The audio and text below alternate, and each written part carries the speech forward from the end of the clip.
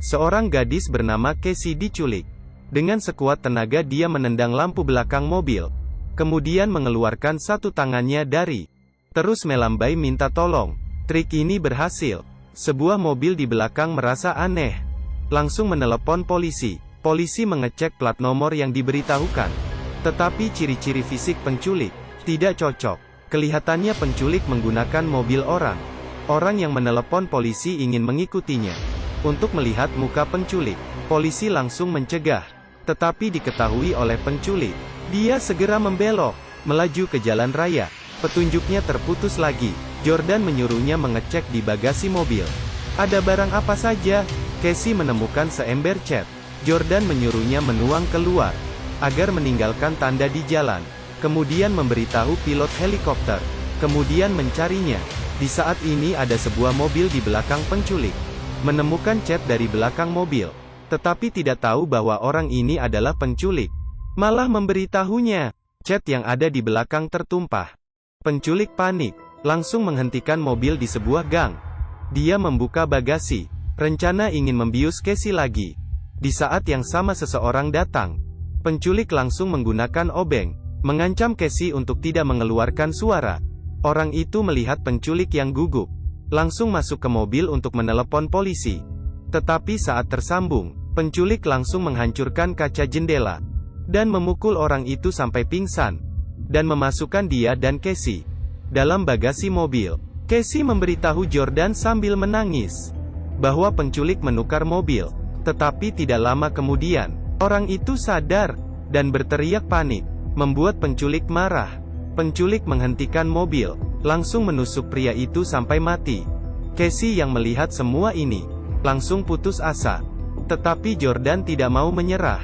Dia menyemangati Casey, mengambil dompet orang itu, dan melalui informasi dari KTP, Jordan berhasil mengetahui plat nomor mobil itu. Di saat ini, pihak polisi menemukan mobil penculik yang sebelumnya, melalui sidik jari yang ditinggalkan. Menemukan alamat rumah penculik, tetapi istri penculik tidak tahu soal kasus penculikan ini. Polisi menemukan bahwa penculik masih ada sebuah tempat peternakan. Langsung segera ke sana.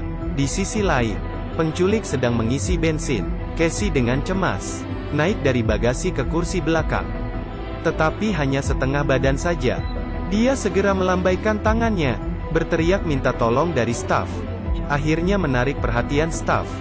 Staf menghadapi penculik dengan pisau, berencana membuka pintu mobil, tapi penculiknya langsung mengarahkan pistol minyak ke arahnya. Setelah penyemprotan, penculik melempar korek api. Staf itu terbakar oleh api. Penculik yang frustrasi membuka bagasi, memukul gadis hingga pingsan. Jordan kehilangan kontak lagi. Penculik sampai di peternakannya. Ketika dia menggendong Casey, mengetahui telepon yang sudah terpanggil selama 1 jam lebih, Jordan memintanya untuk menyerahkan diri. Jangan sakiti Casey. Tetapi penculik hanya berkata, sudah terlambat.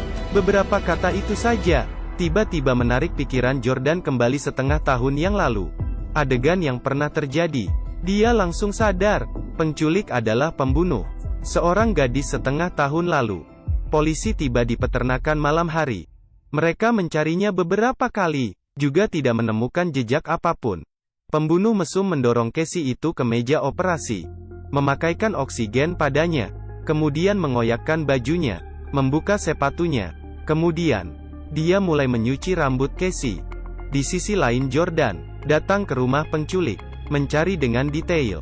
Dia menemukan ruang bawah tanah yang tersembunyi. Ketika dia ingin menelepon polisi, ponselnya terjatuh karena panik, dan ruang bawah tanah tidak ada signal. Demi menyelamatkan Casey, dia masuk perlahan ke ruang bawah tanah. Dengan hati-hati mencari di ruangan, pembunuh itu tiba-tiba datang. Jordan langsung bersembunyi di salah satu kamar. Tetapi pembunuh itu juga masuk ke kamar itu. Darah ada di mana-mana. Jordan bersembunyi di lemari dan tidak berani keluar. Melalui celah, dia melihat pembunuh mengambil wig dan menciumnya. Jordan sadar bahwa ini bukan wig, tetapi rambut asli dari manusia.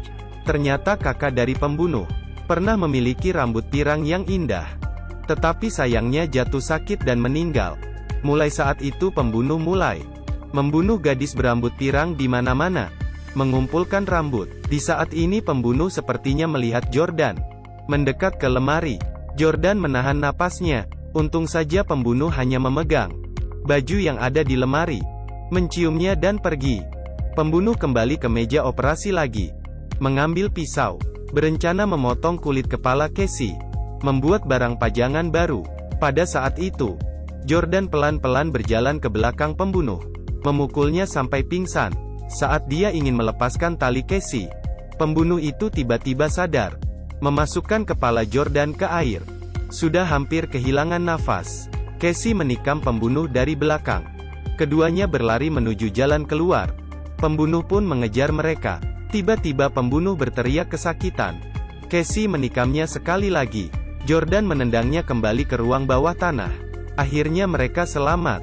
Jordan mengeluarkan ponsel, berencana menelepon polisi. Casey mencegahnya. Jordan tahu apa yang harus dilakukan. Mereka mengikat pembunuh dan melemparkannya kembali ke ruang rahasia, berniat untuk membiarkan dia berjuang sendiri di dalam. Muka penjahat itu mulai kelihatan takut. Dia berteriak minta ampun, tetapi Jordan kembali dan hanya mengatakan, "Sudah terlambat."